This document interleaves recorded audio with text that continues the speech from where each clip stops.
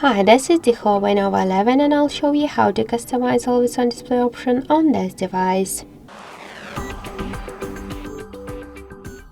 So first, let's open the settings, tap here to the home screen and wallpaper, tap to always on display, and to customize AoD option, you should switch this option from all day to change start and the end time, and by tap to show you could change the display mode to change the time, to use your custom time with your custom photo from your device or download it from the internet.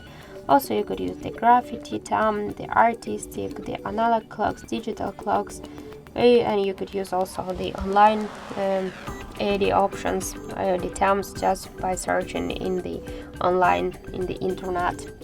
For example, I'll use one from the available times.